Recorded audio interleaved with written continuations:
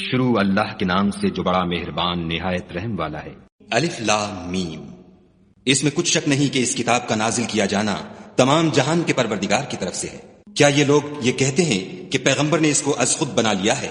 نہیں، بلکہ وہ تمہارے پروردگار کی طرف سے برحق ہے، تاکہ تم ان لوگوں کو ہدایت کرو جن کے پاس تم سے پہلے کوئی ہدایت کرنے والا نہیں آیا، تاکہ یہ رستے پر چلے۔ خدا ہی تو ہے جس نے آسمانوں اور زمین کو اور جو چیزیں ان دونوں میں ہیں سب کو 6 دن میں پیدا کیا، پھر عرش پر قائم ہوا۔ اس کے سوا تمہارا نہ کوئی دوست ہے اور نہ سفارش کرنے والا۔ کیا تم نصیحت نہیں پکڑتے؟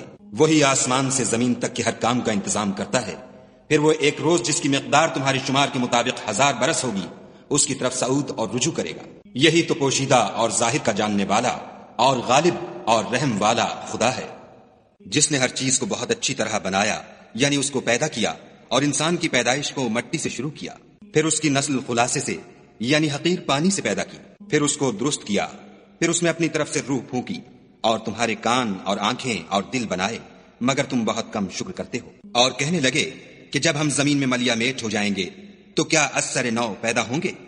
حقیقت یہ ہے کہ یہ لوگ اپنے پروردگار کے سامنے جانے ہی کے قائل نہیں۔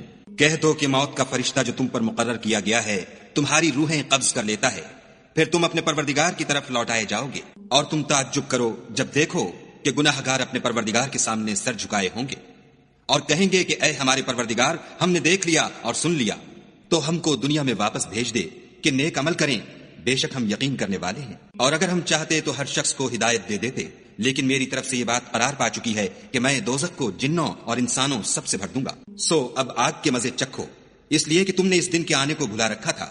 آج ہم بھی تمہیں بھلا دیں گے، اور جو کام تم کرتے تھے ان کی سزا میں ہمیشہ کے عذاب کے مزے چکھتے رہو۔ ہماری آیتوں پر تو وہی لوگ ایمان لاتے ہیں کہ جب ان کو ان سے نصیحت کی جاتی ہے تو سجدے میں گر پڑتے اور اپنے پروردگار کی تعریف کے ساتھ تسبیح کرتے ہیں اور غرور نہیں کرتے۔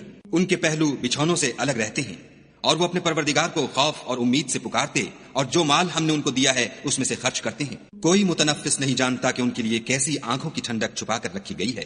یہ ان اعمال کا صلہ ہے جو وہ کرتے تھے۔ بھلا جو مومن ہو وہ اس شخص کی طرح ہو سکتا ہے جو نافرمان ہو؟ دونوں برابر نہیں ہو سکتے۔ جو لوگ ایمان لائے اور نیک عمل کرتے رہے ان کے رہنے کے لیے باغ ہیں، یہ مہمانی ان کاموں کی جزا ہے جو وہ کرتے تھے۔ اور جنہوں نے نافرمانی کی ان کے رہنے کے لیے دوزخ ہے، جب چاہیں گے کہ اس میں سے نکل جائیں تو اس میں لوٹا دیے جائیں گے، اور ان سے کہا جائے گا کہ جس دوزخ کے عذاب کو تم جھوٹ سمجھتے تھے اس کے مزے چکھو، اور ہم ان کو قیامت کے بڑے عذاب کے سوا عذاب دنیا کا بھی مزہ چکھائیں گے، شاید ہماری طرف لوٹ آئیں۔ اور اس شخص سے بڑھ کر ظالم کون جس کو اس کے پروردگار کی آیتوں سے نصیحت کی جائے تو وہ ان سے منہ پھیر لے۔ ہم گناہ گاروں سے ضرور بدلہ لینے والے ہیں۔ اور ہم نے موسیٰ کو کتاب دی تو تم ان کے ملنے سے شک میں نہ ہونا، اور ہم نے اس کتاب کو یا موسیٰ کو بنی اسرائیل کے لیے ذریعہ ہدایت بنایا، اور ان میں سے ہم نے پیشوا بنائے تھے جو ہمارے حکم سے ہدایت کیا کرتے تھے جب وہ صبر کرتے تھے اور وہ ہماری آیتوں پر یقین رکھتے تھے۔ بلا شبہ تمہارا پروردگار ان میں جن باتوں میں وہ اختلاف کرتے تھے قیامت کے روز فیصلہ کر دے گا۔ کیا ان کو اس امر سے ہدایت نہ ہوئی کہ ہم نے ان سے پہلے بہت سی امتوں کو جن کے مقامات سکونت میں یہ چلتے پھرتے ہیں ہلاک کر دیا؟ بے شک اس میں نشانیاں ہیں، تو یہ سنتے کیوں نہیں؟ کیا انہوں نے نہیں دیکھا کہ ہم بنجر زمین کی طرف پانی رواں کرتے ہیں، پھر اس سے کھیتی پیدا کرتے ہیں جس میں سے ان کے چوپائے بھی کھاتے ہیں اور وہ بھی کھاتے ہیں، تو یہ دیکھتے کیوں نہیں؟ اور کہتے ہیں اگر تم سچے ہو تو یہ فیصلہ کب ہوگا؟ کہہ دو کہ فیصلے کے دن کافروں کو ان کا ایمان لانا کچھ بھی فائدہ نہ دے گا اور نہ ان کو مہلت دی جائے گی، تو ان سے منہ پھیر لو اور انتظار کرو، یہ بھی انتظار کر رہے ہیں۔